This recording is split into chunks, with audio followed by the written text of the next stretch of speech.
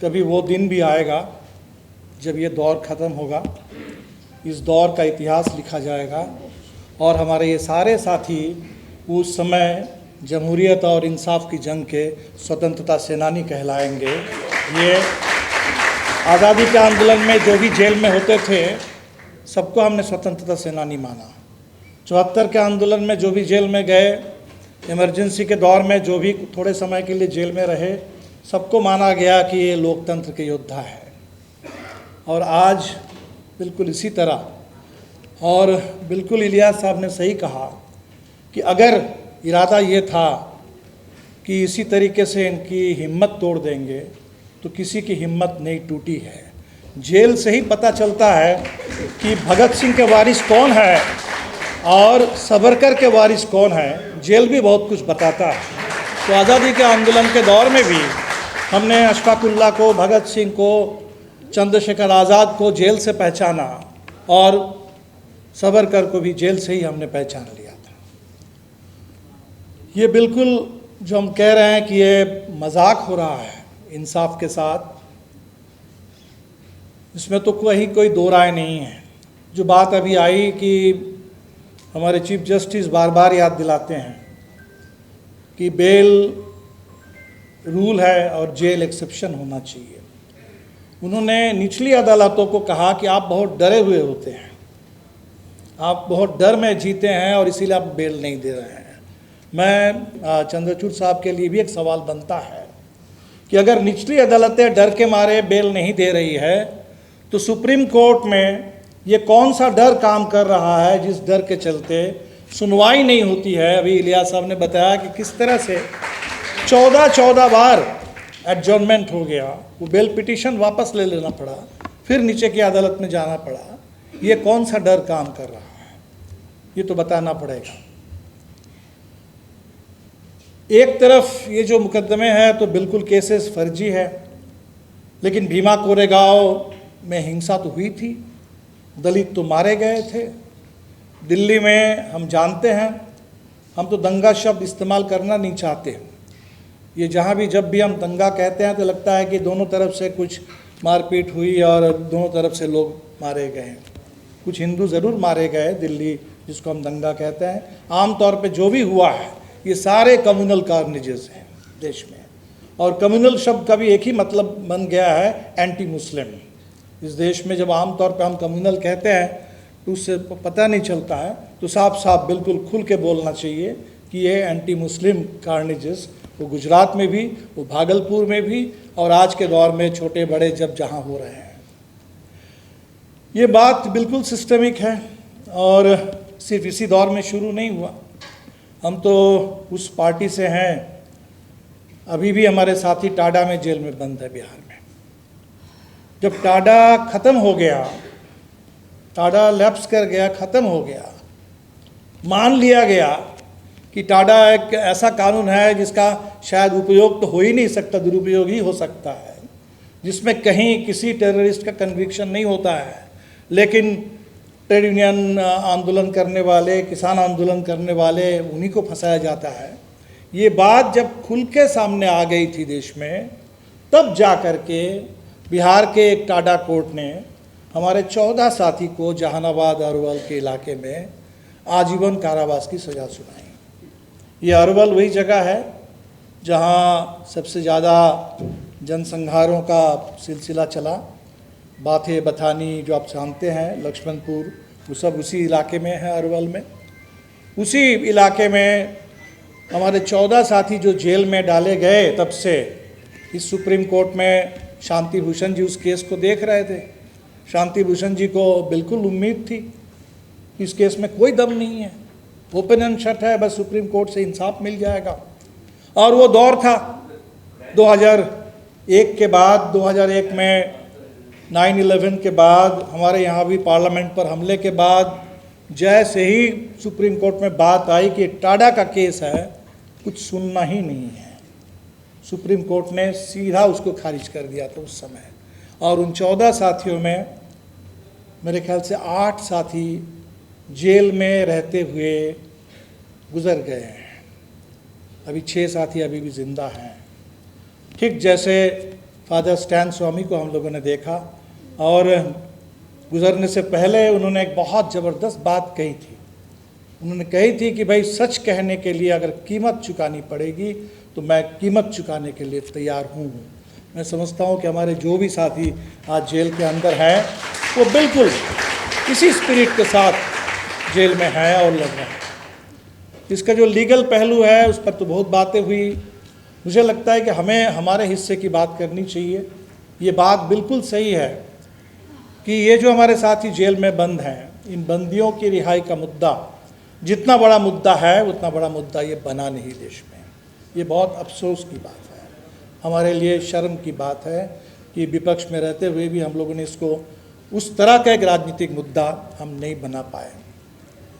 और हमें लगता है कि जिस समय से ये सीएए के खिलाफ कानून ये आंदोलन शुरू हुआ, उसी दौर से एक कमज़ोरी इस देश में हम लोगों ने देखी। पहली बात तो हम उसको एंटी सीएए आंदोलन नहीं मानते हैं। हम कहते हैं कि इक्वल सिटीजनशिप मूवमेंट है। सिटीजनशिप अलग अलग नहीं हो सकती। सिटीजन्स कॉन्स्टिट्यूशन की नज़र में बराबर है, और इसीलिए डिस्क्रिमिनेटरी डिवाइसिव कोई सिटीजनशिप लॉ हो ही नहीं सकता। और इसलिए वो जो आंदोलन था वो याद दिलाने के लिए, संविधान को भी अपने उसूल पर खड़ा करने के लिए, वो संविधान की रक्षा का आंदोलन था, इक्वल सिटीजनशिप आंदोलन था। और हमने उस दौर में भी हमने ये कोशिश की, बहुत ज़्यादा सफल तो हम लोग भी नहीं हो पाए, कि इस आंदोलन को सिर्फ मुस्लिम कम्युनिटी का आंदोलन ना समझा जाए। शाहीन बाग में अब इतनी बड़ी तादाद में मुस्लिम महिलाएं 8 से 80 साल की उम्र के अलग अलग पीढ़ी के सब लोग जमा हो रहा है, बहुत अच्छी बात है। दुनिया के लिए एक नई मिसाल कायम हुई। लेकिन उस दौर में भी उस ये आंदोलन में जो हम बाकी सेकुलर पार्टियों की जो जिम्मेदारी थी, जिम्मेदारी ये नहीं थी कि सिर्फ जा कर के शाहीन बाग में भाषण देना। जिम्मेदारी ये थी कि उन मुस्लिम महिलाओं के साथ हिंदू महिलाओं को भी ला करके शामिल करना, दलितों को भी शामिल करना, किसानों को, मजदूरों को भी शामिल करना। हमने कुछ कोशिश की और हमें एक हद तक सफलता बिहार में मिल पाई थी। करीब 30,000 लोगों का एक जुलूस उस समय सीएए, एनआरसी, एनपीआर के सवाल पर पटना विधानसभा के सामने एक मार्च हुआ, और जिसमें मुझे बल्कि इस बात को कहते हुए थोड़ी सी सेटिस्फैक्शन है कि जिसमें मुस्लिम का प्रतिशत शायद 10% से ज़्यादा नहीं, 90% उसमें दूसरे बिरादरी के लोग थे और एनआरसी, एनपीआर और सीएए के सवाल पर विधानसभा में मार्च कर रहे थे। तो अभी हमें लगता है कि आज का जो दौर है, देश में संविधान को लेकर के बातें हो रही है, ये पॉजिटिव बात है। इस चुनाव में जो भी हम लोग धक्का दे पाए भारतीय जनता पार्टी को, उसके पीछे बहुत बड़ी एक सोच लोगों के अंदर ये जो रही है कि हमारा संविधान खतरे में है। और ये एहसास जितना मजबूत होगा उतना ही हमें लगता है कि इस देश में लोकतंत्र की लड़ाई को हम लोग आगे बढ़ा पाएंगे। ज़रूरत इस बात की है कि जब हम संविधान की बात करते हैं तो एब्स्ट्रक्शन में बात ना करें, उसको और थोड़ा कॉन्क्रीट बात करें। तो आम तौर पे हम जब संविधान की बात करते हैं, सामाजिक न्याय की बात करते हैं, कभी बराबरी की बात करते हैं, आरक्षण की बात करते हैं, लेकिन उस संविधान में अगर जस्टिस की बात है प्रियम्बल में, तो उसमें सोशल, इकोनॉमिक, पॉलिटिकल भी है, पॉलिटिकल जस्टिस की भी बात है। उसमें अगर लिबर्टी की बात है, आज़ादी की बात है, स्वतंत्रता की बात है, इन बातों पर भी और ज़्यादा हमें लगता है कि विमर्श हमें खड़ा करना चाहिए। और बिल्कुल इस समय जितने ऐसे फर्जी मुकदमे चल रहे हैं देश में, यहाँ है अभी भीमा कोरेगांव को लेकर के, तो हम समझते हैं कि पॉलिटिकल प्रिजनर्स हैं। कुछ लोगों के मन में धारणा भी होती है कि शायद पॉलिटिकल प्रिजनर्स को अलग नज़र से देखा जाता है, कुछ सम्मान मिलता होगा, कुछ सुविधाएं मिलती होंगी जेल में। बिल्कुल नहीं।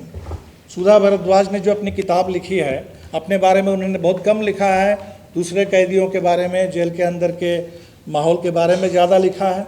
लेकिन उसमें एक बात बिल्कुल ये है, चाहे वो सुधा और उनके बगल के सेल में शुमा सेन रहती थी, किस तरह की ज़िंदगी जेल के अंदर है, किस तरह के उत्पीड़न, किस तरह का अपमान, किस तरह का अन्याय हमेशा इस जेल के अंदर हमारे साथियों को झेलना पड़ रहा है।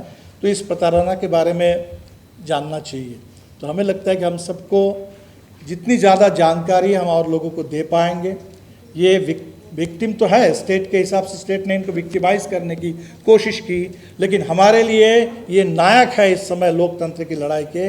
ये हमारे हीरोज़ हैं जो जेल में हैं, और उनके साथ जो अन्याय हो रहा है, इस अन्याय के खिलाफ हमें बाहर आवाज़ उठानी चाहिए। इस समय देश एक ओपन एयर प्रिजन है। हम सब लोग, कोई एक बंद जेल में है और हम लोग एक ओपन एयर, लगता है कि कभी कभी जैसे गाज़ा बिल्कुल एक ओपन एयर प्रिजन है। हमारा देश भी बहुत पीछे नहीं है, उससे बहुत दूर नहीं है। तो एक ओपन एयर प्रिजन में हम लोग जी रहे हैं, और इसीलिए हम सबको एक दूसरे की बात समझनी चाहिए, बात करनी चाहिए, और इस आवाज़ को जहाँ तक संभव हो पूरे देश की आवाज़ बना देनी चाहिए, जनता की आवाज़ बना देनी चाहिए। और शाहरुख जी ने अभी जो कोर्ट के बारे में सवाल उठाया, कोर्ट के डबल स्टैंडर्ड्स के बारे में, ये बात बहुत ज़रूरी है। कब कलेक्टिव कॉन्शियंस को सेटिस्फाई करने के लिए बिना किसी एविडेंस किसी को फांसी पे लटका दिया जाता है, और कब प्रोटेस्ट को लेजिटिमेसी मिलती है और कब नहीं मिलती है, ये सब हमारे सामने है। और आज एक ऐसे दौर में हम लोग हैं जहाँ चीफ जस्टिस के घर पे प्रधानमंत्री आ जाते हैं, गणेश पूजा करते हैं वहाँ। अब हमको पता नहीं चलता है कि चीफ जस्टिस ने बुलाया या गेट क्रैश करके अतिथि खुद आ गए वहाँ, ये पता नहीं चलता, लेकिन संदेश तो चला जाता है देश में। तो जब चीफ जस्टिस कहते हैं निचली अदालतों को कि आपको डरना नहीं चाहिए, ऊपर की अदालतों से डरना नहीं चाहिए, कहीं डरना नहीं चाहिए, मुझे लगता है कि उन्होंने जो अपने कहा, नसीहत दी निचली अदालतों को, बिल्कुल इसके खिलाफ पूरे देश के जुडिशियरी को अपने डराने का काम किया। जब आपके घर में पूजा में प्रधानमंत्री आ जाते हैं और वो सारा सेपरेशन, तीनों सेपरेशन ऑफ पावर्स, जुडिशियरी के इंडिपेंडेंस, वो सारा कन्वेंशनल जो नॉर्म्स है जहाँ जजेस को इस तरह से नहीं दिखने चाहिए, एक ऐसे दौर में जहाँ कोई जज अर्ली रिटायरमेंट ले लेता है, कलकत्ता हाई कोर्ट में बीजेपी ज्वाइन करता है और बीजेपी का एमपी बन जाता है, जहाँ जब सुप्रीम कोर्ट में स्थिति है उसी समय विश्व हिंदू परिषद का लीगल सेल, उसका जुडिशियल रिफॉर्म पर वहाँ दिन भर चर्चा होती है, और वहाँ दो एक सुप्रीम कोर्ट के जज, 30 पुराने जजेस वहाँ मिलते हैं। तो एक ऐसे दौर में लड़ाई बहुत कठिन है हम सब के लिए, लेकिन मुझे बिल्कुल ये भरोसा है कि ये देश लड़ेगा, ये हम लोग झुकेंगे नहीं। ये मुल्क बिल्कुल ये कोई हिटलर के लिए और तानाशाहों के लिए नहीं बना है। ये आज़ादी जो देश में आई थी लंबी लड़ाई के बाद, और वो तानाशाहों के लिए नहीं आई थी। ये जो संविधान बना बाबा साहब अम्बेडकर के नेतृत्व में, जिसमें जो आज़ादी और इंसाफ की बात है, वो तानाशाही के लिए बात नहीं थी। और ज़रूर हम लोग जीतेंगे इस लड़ाई में, और हमारे तमाम जो साथी जो अभी झेल रहे हैं जेल में, उनको सही इंसाफ और सही सम्मान तो तभी मिल पाएगा जब उनकी एक कुर्बानी इस लोकतंत्र के काम आएगी, इंसाफ के काम आएगी। और तभी कोई कंपेंसेशन नहीं हो सकता है। अगर 15 साल बाद भी किसी को अगर आप छोड़ दें तो उसका कोई मॉनेटरी कंपेंसेशन नहीं होता है। इसका कंपेंसेशन एक ही होगा, वो पॉलिटिकल कंपेंसेशन होगा। वो कंपेंसेशन नहीं है, वो पॉलिटिकल विक्ट्री हमें चाहिए इस देश में लोकतंत्र के लिए। बहुत बहुत शुक्रिया आप साथियों को।